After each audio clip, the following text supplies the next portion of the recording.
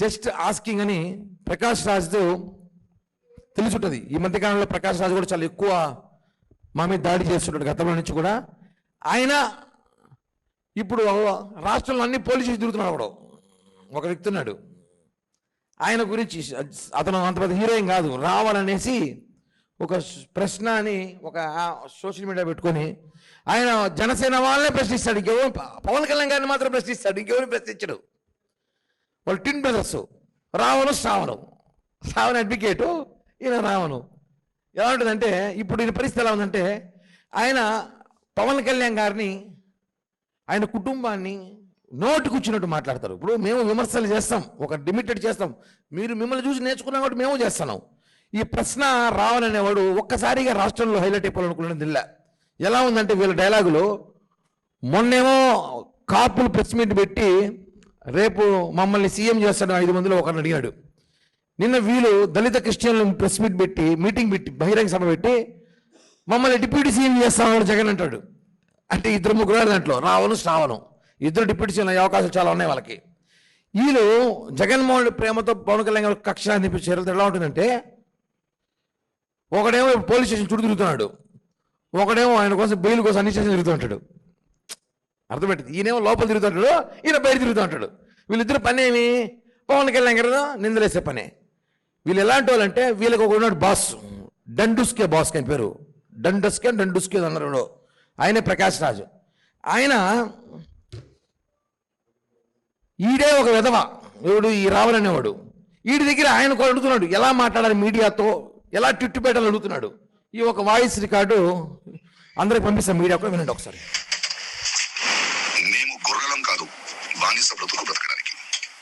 ఈ బెదిరింపులు వద్దు నాగబాబు గారు. ప్రశ్నించడం మా హక్కు.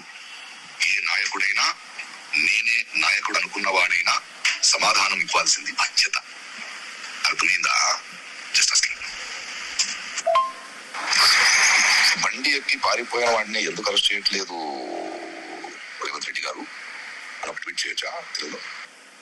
సార్ అది కొందరు అమ్ముడు పోయిన మీడియాకి అంటే అది రాంగ్ వర్డింగ్ అవుతుంది సార్. కొందరికి అమ్ముడు పోయిన అంటే కొన్ని పార్టీలకు కావచ్చు, లేకపోతే కొంతమంది మనుషులకు కావచ్చు అమ్ముడు పోయిన మీడియాకి అన్నట్టు. సో కొందరికి అమ్ముడు పోయిన మీడియాకి అని పెట్టాను సార్.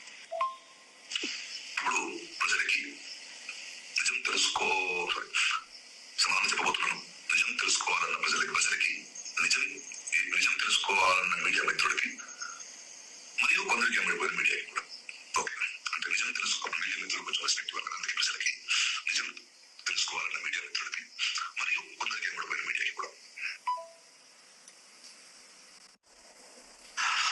అది నేను మీకు ఒక లింక్ పంపిస్తాను సార్, ఆ యూట్యూబ్ లింక్. దాని మీద జస్ట్ క్లిక్ చేస్తే డైరెక్ట్ యూట్యూబ్ లోకి వెళ్ళిపోయి జాయిన్ అనే ఒక బటన్ చూపిస్తుంది, లైవ్ ని జాయిన్ అవ్వమని. అది క్లిక్ చేస్తే మీరు లైవ్ లోకి వచ్చేస్తారు సార్. మీరు 7:45 అట్లా వస్తే మనం 8:45 9 దాకా మనం చేసి we will close it sir. ఆ లింక్ నువ్వు మెయిల్ లో పంపిస్తే నేను ఐప్యాడ్ లో ఓపెన్ చేస్తాను, అంతే కదా? లేదా ఫోన్ లోనే ఓపెన్ చేయాలి. దానికి ముందు 1 అవర్ ముందు ఐ టాక్ టు యు. ఇది నేను మీడియా మొత్తానికి పంపిస్తాను. ఇప్పుడు ఇందులో ఈ విధవని ఆయన మనం ఎలా విమర్శించాలి పవన్ కళ్యాణ్ గారిని అనేక ఆడియోలు ఉన్నాయి. ఎలా టార్గెట్ చేయాలి, ఎలా మతం దాడి చేయాలి మనం అనే ఒక కుట్రలో భాగంగా వాడుతున్నారు. కనిపించేది వీళ్ళిద్దరే, రావణు శ్రావణు. వెనకాల నడిపించే దాంట్లో వెనకాల ఉన్న వ్యక్తులు ఈయన చిరంజీవి గారి పేరు, పవన్ కళ్యాణ్ గారి పేరు చెప్పుకొని బతికే ప్రకాష్ రాజ్ గారిని జస్ట్ ఆస్కింగ్. మేము కూడా ఏ రోజైనా జగన్మోహన్ రెడ్డిని మీరు దళితులపై దాడి చేసినప్పుడు, డాక్టర్ సుధాకర్ చంపేసినప్పుడు జస్ట్ ఆస్కింగ్ ప్రకాష్ రాజ్, నువ్వు ఎందుకు ట్విట్ పెట్టలేదు, మాట్లాడలేదు? ప్రకాష్ రాజ్ ఈరోజు మనం చూసాం, లైవ్లో చూసాం. రావణు ప్రకాష్ రాజ్ మాట్లాడుకునే మాటలు సందర్భాలు ఎలా ఉన్నాయంటే రాష్ట్రంలో అల్లజడులు సృష్టించాలి, మతాలజడులు సృష్టించాలి, కూటమిని చీల్చాలి, పవన్ కళ్యాణ్ గారినే టార్గెట్ చేయాలి. ఎందుకంటే కూటమి రావడానికి కారణం పవన్ కళ్యాణ్ గారే కదా. పవన్ కళ్యాణ్ గారిని టార్గెట్ చేసి ఇక ఆల్మోస్ట్ కూటమి చీలిపోతుంది, కులం చీలిపోతుందని చెప్పి కాపుల మధ్య తీసుకోవడానికి ప్రయత్నం ఇది.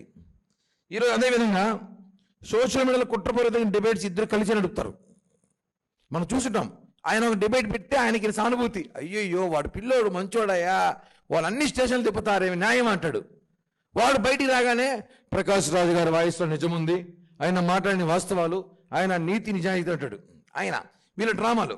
అదేవిధంగా పక్కాగా వీళ్ళిద్దరు కుట్రపూరితంగా పవన్ కళ్యాణ్ గారితో దాడి చేయడం కారణం ఏమంటే కేవలం ఈ పవన్ కళ్యాణ్ గారి మీద దాడితో పాటు కూటమి ప్రభుత్వంతో పాటు కాపు సామాజిక వర్గం పైన చేయడానికి, కాపుల్లో రెచ్చగొట్టడానికి చేస్తున్న దాడి ప్రయత్నం ఇది. నేను ఒకటి అడుగుతాను, ఈరోజు ప్రకాష్ రాజు గారిని రావణ మధ్య ఉన్న అపవిత్ర బంధం ఏంటి? ఎందుకు నీకు అంత ప్రేమ? రావణ అనేవాడు ఎక్కడి నుంచి వచ్చాడు? కత్తి మహేష్ శిష్యుడు. ఆ రోజు కత్తి మహేష్ ఇదే మరి మా మీద దాడులు చేశాడు. ఈరోజు రావణ అనేవాడు వచ్చాడు. ఈరోజు అదే రావణ్కి ఎవరు సపోర్ట్ చేస్తారు? ప్రకాష్ రాజు. అంటే చూసుకోండి, వీళ్ళందరూ బ్యాచ్. ఈ శ్రావణు, ఈ రావణు, ఈ ప్రకాష్ రాజు, వీళ్ళందరూ కూడా పవన్ కళ్యాణ్ గారిని టార్గెట్ చేసి మాట్లాడి భయపడుతున్నారు. కానీ ఈ ఆడియో ద్వారా తెలిసిపోతుందా పవన్ కళ్యాణ్ ట్విట్ పెట్టాలంటే నేను అడుగుతున్నాడు, నేనేం ట్విట్ పెట్టాలి? ఇది పెడితే వర్కౌట్ అవుతుంది. వీడు పేదాలి అప్పుడు వీడికి ఏం తెలియదు, వీడు నిశాని. వీడు చెప్తాడు, సార్ ఇలా పెట్టండి సార్ అంటే, ఓకే నువ్వు పంపించు రావని నేను చూసుకుంటానని. వీళ్ళిద్దరికి సలహాలు ఇస్తాడు. వీడు ఆయన మీరు ఏమేమి లీగల్గా నేను చూసుకుంటా అంటాడు. ఆయన లాయర్ చదవలేదో తెలియదు, ఆయన అడ్వకేట్ సంగతి కూడా నాకు తెలియదు, పెద్దగా లాయర్ చదవలేదో నాకు తెలియదు ఆయన గురించి. ఎందుకంటే ఆయన కొన్ని కేసులు ఇచ్చున్నాయి మహానుభావుడికి తెలుసు ఆయనకు కూడా. కాబట్టి ఆ శ్రావణ్ అనే వ్యక్తి కూడా ఈరోజు ఆయన చంద్రబాబు నాయుడుతో కలిసి ఆ రోజు ఆయనకి సీట్ ఇవ్వలేదనో, ఆయన అడిగిన సీట్లు ఇవ్వలేదనో ఆయన ఈరోజు కూటమి మీద దాడి చేస్తున్నాడు. సరే మీరు కూటమి మీద దాడి చేసిన పర్టికులర్గా పవన్ కళ్యాణ్ గారు దాడి చేయడం ఏంటి? ఇంత దారుణం దొరికిపోయారు, అడ్డంగా దొరికిపోయారు. వాయిస్ రికార్డ్ అందరికీ పంపిస్తా, టోటల్ రేపు స్టేట్ మీడియాకి ఇక్కడ మీడియా మొత్తానికి పంపిస్తా.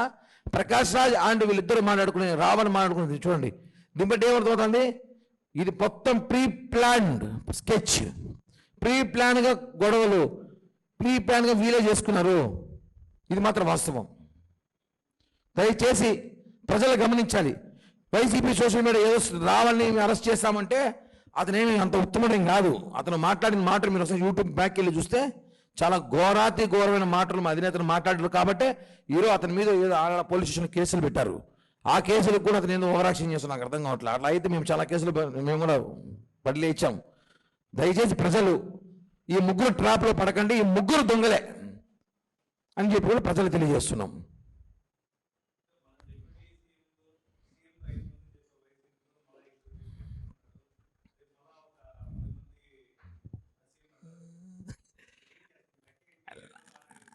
అలా లెక్కే లేదు. 5 మంది డిప్యూటీ సీఎంలు కాపుల్లో చేస్తామని చెప్పాడు జగన్ మొన్న. అది ఆ విషయం నేను మాట్లాడినా.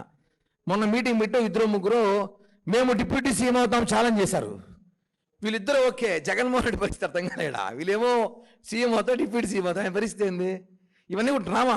ఇప్పుడు చూసారా, ఇప్పుడు చిన్న ఎగ్జాంపుల్, ఇప్పుడు 2 డిప్యూటీ సీఎంలు ఉన్నారు. ఎవరు? శ్రావణు, రావణు. ఇప్పుడు రావణ్ అనేవాడు ఆంధ్రప్రదేశ్లో పోలీస్ స్టేషన్లో అతని మీద చాలా కేసులు నమోదైనాయి. అతను లోపల ఉంటాడు, ఇతను బయట ఉంటాడు. ఇద్దరికి శిక్ష. మళ్ళా అతన్ని తీసుకెళ్ళడానికి ఇద్దరు కాంటాక్టు, ఇతను తీసుకెళ్ళడానికి అతని కాంటాక్టు. వీళ్ళిద్దరికి కాంటాక్ట్ ఎవరు? జగన్మోహన్ రెడ్డి. పూర్తి వైసీపీ సోషల్ మీడియా. పేరు నాని కూడా మాట్లాడతారు. ఈరోజు పేరు నాని కూడా మాట్లాడుతూ రాష్ట్రంలో శాంతి భద్రతలు లేవంట. శాంతి భద్రతలు ఉన్నాయి కాబట్టి రాష్ట్రం ప్రశాంతంగా ఉంది. మీలాగా కుతంత్రాలు చేయట్లే మేము. కోడిగుడ్లు ఇచ్చి పంపించి కోడిగుడ్లు వేయించుకునే క్యారెక్టర్ కాదు మాది. కోడిగుడ్లు పంపించి మా పైన కోడిగుడ్లు ఏంటని చెప్పలా. అవి కూడా మనం విన్నాం ఆడియోలు కొన్ని, పంపించి డబ్బులు చేయించాలని. ఇదే ప్రెస్ మీట్ ముఖ్య కారణం. ఈ ముగ్గురు వ్యక్తులు ఒకటే. ఈ ఆడియో లింక్స్ ఉన్నాయి, ఇంకా 2-3 లింక్స్ ఉన్నాయి, అన్ని పంపుతాను. అన్ని ప్రజలు టెలికాస్ట్ చేయండి. పవన్ కళ్యాణ్ గారి మీద దాడి చేయడానికి వీళ్ళు ఎలాంటి వాక్యాలు మాట్లాడుతున్నారో వాయిస్ రికార్డ్ ద్వారా తెలుసుకోండి. దయచేసి ఎవరి మీద సింపతి చూపించే అవసరం అయితే లేదని చెప్పి కూడా తెలియజేస్తున్నా. 100% వాళ్ళిద్దరు అనకాలి. ప్రకాష్ రాజు లాంటి 2-3 ఉన్నారు. ఖచ్చితంగా వీళ్ళందరూ కూడా వైసీపీ ట్విన్ బ్రదర్స్. అందరూ ట్విన్ కాదు, బోత్ ఆల్ బ్రదర్స్. అందరూ కలిసి పవన్ కళ్యాణ్ గారిని టార్గెట్ చేస్తున్నారు. అంతే, పవన్ కళ్యాణ్ గారిని టార్గెట్ చేసి మాట్లాడుతున్నారు. ఈ రాష్ట్రంలో ఏదో చిన్న సమస్య జరిగినా కూడా దాన్ని పవన్ కళ్యాణ్ గారి బాధ్యులు అంటారు. ఏమి జరిగినా, ఎక్కడ ఊడి వచ్చినా కూడా మాకే బాధ్యులు అంటారు. కాబట్టి ఆయన డిప్యూటీ సీఎం హోదాలో ఉన్నప్పుడు ఆయన చేయాల్సిన పరిధిని ఆయన చేస్తున్నాడు. దీని వెనకాల పోలీసు శాఖ కూడా, దయచేసి పోలీసు శాఖ కూడా ఈ ఆడియో రికార్డు అన్ని కూడా, టేప్స్ అన్ని కూడా మీ దగ్గర వచ్చినట్టుంటాయి. ఎంక్వైరీ చేయండి, విచారించండి, శిక్షలు వేయండి. ఎందుకంటే రాష్ట్రంలో ఇప్పటికే చాలా కన్ఫ్యూషన్ ఉన్నారు, అలజడి సృష్టిస్తున్నారు వైసీపీ నేతలు. గవర్నమెంట్ లేకపోయినా కూడా అది మేము చెప్పుకోలేక బాధపడుతున్నాం. గవర్నమెంట్ లేకపోయినా వాళ్ళు అలజడి సృష్టిస్తున్నారు. ఇది కరెక్ట్ కాదు. దయచేసి పోలీస్ శాఖ వారు, మేమేమనుకుంటారు, ప్రజలు ఏమనుకుంటారు కాదు, కొంచెం వైసీపీ రూల్స్ ఫాలో చేయండి మీరు కూడా కొంచెం అప్పుడప్పుడు అని చెప్పి కూడా తెలియజేస్తున్నా. కేసు ఆల్రెడీ పెట్టున్నారని విచారిస్తారు. అరెస్ట్ చేయడం జైలుకు పోరు కదా, విచారణ జరుగుతుంది. నాని కుటుంబం నాశనం అయిపోతుంది, దేవినేని అవినాష్ కుటుంబం నాశనం అయిపోతుంది, అంబటి రామ కుటుంబం నాశనం అయిపోతుంది. అది చేసుకోకపోతే ప్రజలు నాశనం గారు. సైకోలు శాడిచ్చేది ఒక చోటే ఉంటారు కదా, ఆ పార్టీ వైఎస్ఆర్ కాంగ్రెస్ పార్టీ అంటే.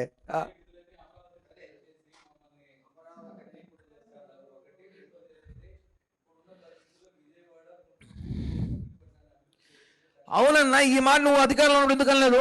2018-19 గాజులు కాస్తున్నాడు జగను. 2016-17-18 గాజులు కాస్తున్నావా?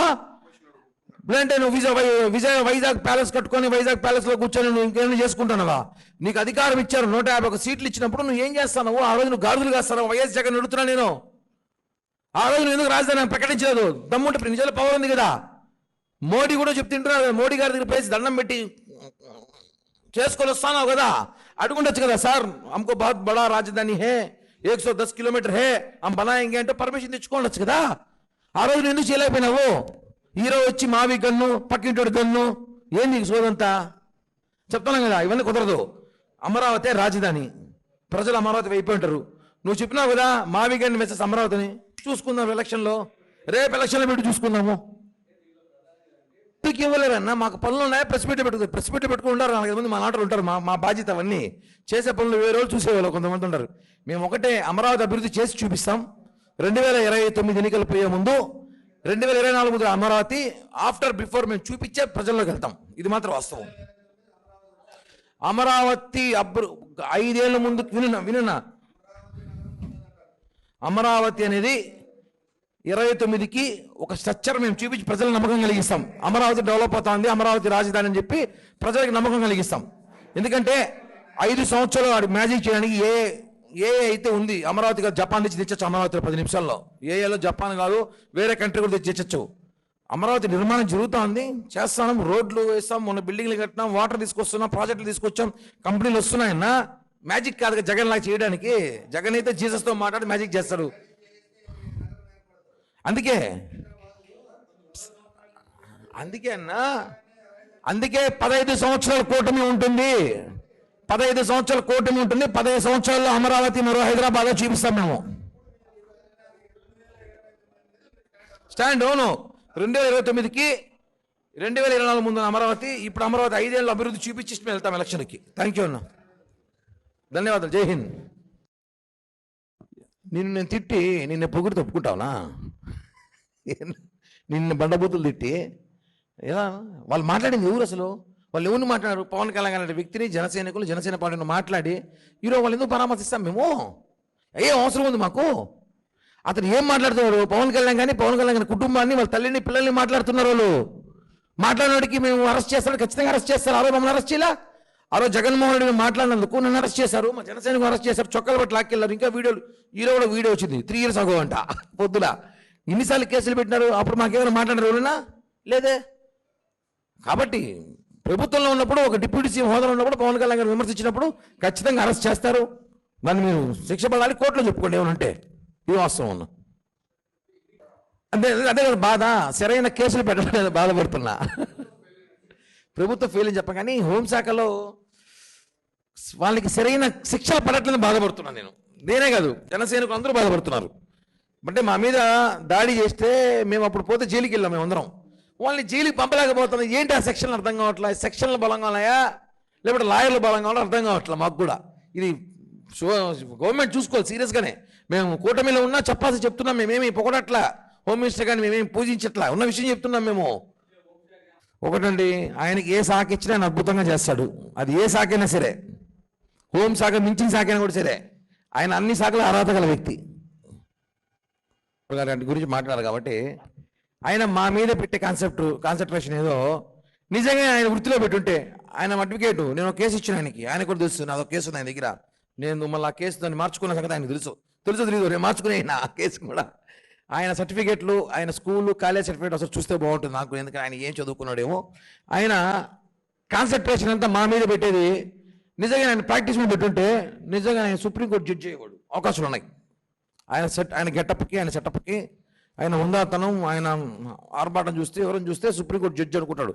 కానీ ఆయన వైసీపీకి పనిచేస్తున్న అడ్వకేట్ సంగతి తెలియదు చాలా మందికి. నేను చెప్తున్నా కదా, ఆయన కూటమిలో ఆయన ఒక పార్టీ మాతో ఉన్నప్పుడు 2019లో మా పక్షాన మాట్లాడేటప్పుడు ఆయన కొన్ని సీట్లు అడిగాడు చంద్రబాబు నాయుడు గారిని.